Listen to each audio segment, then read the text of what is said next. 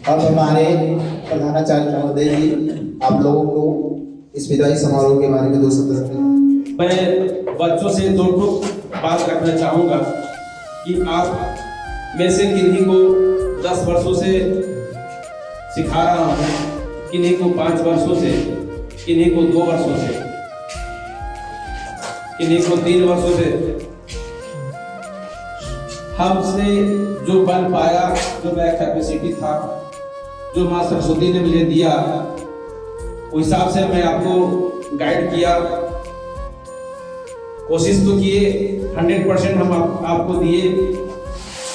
और अपने शिक्षकों से भी यही मेहरबानी और विनती करता रहा कि मैं बच्चों को बेहतर से बेहतर बनाने का हम लोग का प्रयास होना चाहिए, और यही हमारा प्रयास हमेशा रहा है। आज 2005 से लगातार हाई स्कूल में अपनी सेवा दे रहा हूँ। अपने आज 20 वर्ष हो गया। प्रत्येक साल अपने बच्चों को 10वीं क्लास के विद्यार्थी को विदा करते हैं और इंटर में एडमिशन लेते हैं। आप लोग से बस 2 शब्द यही रखेंगे कि आप लोग को जितना भी विद्या बुद्धि ज्ञान दिया गया शिक्षकों के माध्यम से, उसे सिर्फ आप अमल करने की जरूरत है, उसको इम्प्लीमेंट करने की जरूरत है। और जो भी ज्ञान है आप अपने परिवार में उसे बांटने का काम करें, अपने समाज में बांटने का काम करें, ताकि अच्छाई फैले और हमारा अंधकार दूर हो। हम आसपास उसकी महक, उसकी सुगंध को फैला सकें और एक दूसरे को हम प्रकाशित कर सकें। कि अभी जो आपका एज है, आपका जो उम्र है, ध्यान से सुनेंगे, अब गलती करने का उम्र नहीं रहा। अब आप एक दूसरे को सजेस्ट करेंगे कि आप एक बेहतर कैसे बन सकते हैं। क्योंकि आपको मैं उस काबिल बना चुका हूं कि आप गलती करने का गुंजाइश नहीं है, और उसके बावजूद भी यदि गलती करते हैं तो कभी सुधरने का भी गुंजाइश नहीं है। जो चीज जानते हुए हम गलती करें, अनजान से गलती होती तो हर कोई माफ करने का कोशिश करता है, लेकिन जानबूझ करके कोई गलती करे तो उसका माफी भी नहीं होता है। इसलिए आप लोग गलती करने का उम्र नहीं है। जैसे हम पहली बार जब बच्चों को लिखाते हैं तो पेंसिल से लिखाते हैं। क्यों? क्योंकि पेंसिल से लिखा हुआ चीज हम हर कुछ मिटा करके सुधारा जा सकता है, लेकिन जब बच्चे कलम पकड़ लेते हैं तो उसमें सुधारने का जगह नहीं है। इसका मतलब वो गलती नहीं करेगा, ना के बराबर।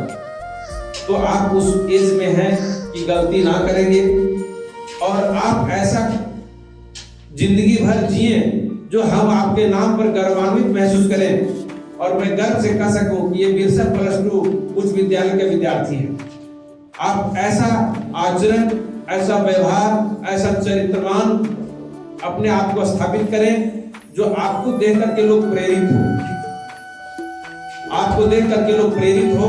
आप ऐसे प्रकाश के पुंज बने। आप काफी ऊर्जावान हैं, अभी आप कुछ भी तो कर सकते हैं।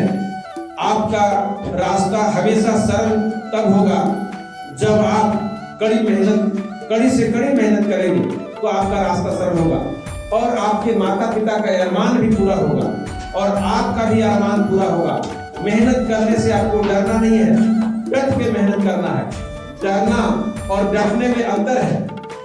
जो डर गया वो मर गया, आप कहावत सुने होंगे। इसलिए आपको डट के मेहनत करना है। मेहनत से कभी जी नहीं चुराना। यदि मेहनत से जी चुराओगे तो आप एक अच्छे सफल इंसान, एक सफल परीक्षार्थी, एक सफल व्यक्ति नहीं बन पाओगे। इसलिए आप मेहनत करने में कमी नहीं करें, कोताही नहीं करें। उसके बाद आपको कुछ दिन के ही बाद महसूस होने लगेगा कि हमारा मेहनत रंग लाता है, और मेहनत एक दिन रंग लाता है। कभी मेहनत फिजूल में नहीं जाता।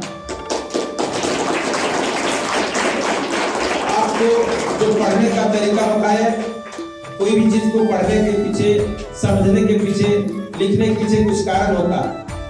पहले आप अपना पढ़ाई का रूटीन ठीक करें, रूटीन के बाद सिलेबस को समझें, मुझे पढ़ना क्या है और कैसे पढ़ना है, क्या करना चाहिए और ये क्या नहीं करना चाहिए, ये डिसीजन लेना आपका काम है। और जो ये आपका एक डिसीजन ही आपको बहुत दूर तक तय कराएगा। आपका एक अच्छा डिसीजन आपको पूरे परिवार को सुखमय जिंदगी व्यतीत करेगा। एक आपका अच्छा डिसीजन आपके समाज को सुखमय जिंदगी व्यतीत करेगा। आपका ही डिसीजन जो है सो लोगों को एक प्रेरित करने का काम करेगा। इसलिए हम चाहेंगे कि आप कोई भी कार्य करने से पहले उसके बारे में विचार करें। उसमें दो पहलू होता है, एक नेगेटिव एक पॉजिटिव। तो अच्छाई क्या है और बुराई क्या है उसके बाद डिसीजन लीजिए। तो देखिएगा कभी आप मार नहीं खाएंगे, कभी आप नुकसान में नहीं जाएंगे। और यदि जो बिना सोचे विचारे डिसीजन ले लेता है किसी भी क्षेत्र में, तो वो उस क्षेत्र में उसकी गारंटी नहीं होती है कि वो सफल होगा। इसलिए हम चाहेंगे कि आप अच्छी से अच्छी तैयारी करते रहें, नाम रोशन करते रहें, विद्यालय का नाम रोशन करें, अपना माता पिता का नाम रोशन करें। अभी आपका समय है इस तरह का कि बहुत कुछ प्राप्त कर सकते हैं। आप अभी ऊर्जावान हैं, अभी हनुमान जी हैं। आपको एक अच्छे जामुन की आवश्यकता है, एक अच्छे गुरु की आवश्यकता है। आप उस गुरु को अच्छा मानेंगे, उनके बातों को समझेंगे, तभी आप आगे बढ़ पाएंगे और हनुमान की जैसा आदरणीय और पूजनीय बन सकते हैं। बशर्ते आप उनके अनुसरण करेंगे तब।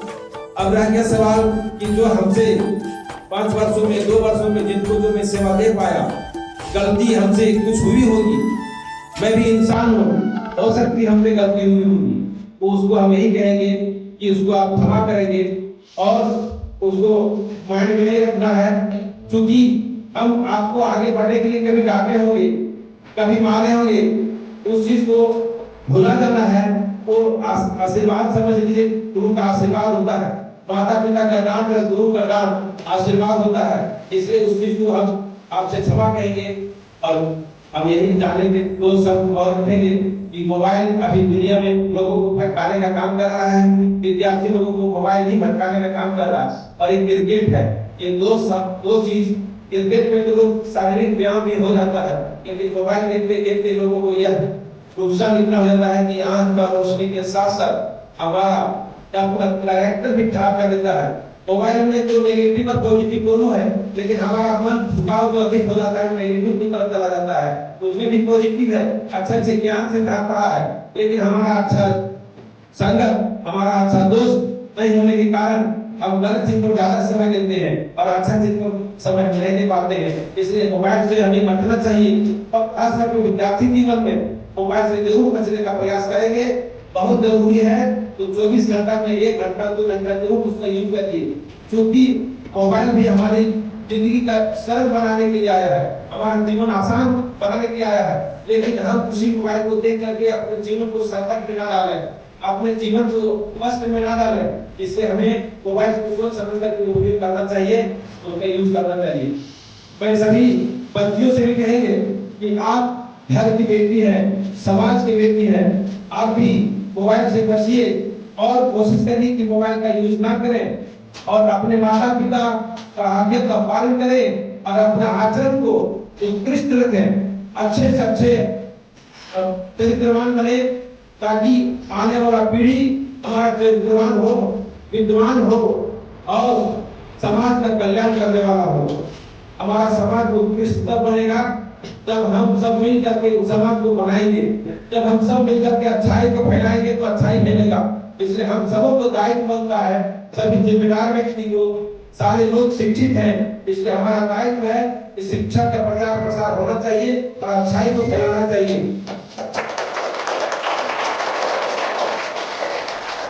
हमें गंदगी का दुष्प्रचार नहीं करना चाहिए, अच्छे चीज का प्रचार करना चाहिए। इसलिए हम चाहेंगे कि आप हमारी बातों को कहां तक अमल कर पाते हैं ये आप पर निर्भर करता है।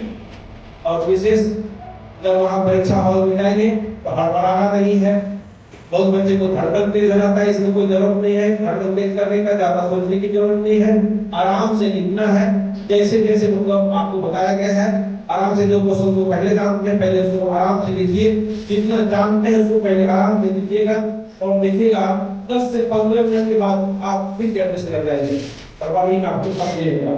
इसलिए बहुत बहुत धन्यवाद और मैं चाहूंगा कि आप अच्छे से अच्छे रिजल्ट लाएं, ये हमारी शुभकामना है। अब से सब लोग अपना अपना करेंगे।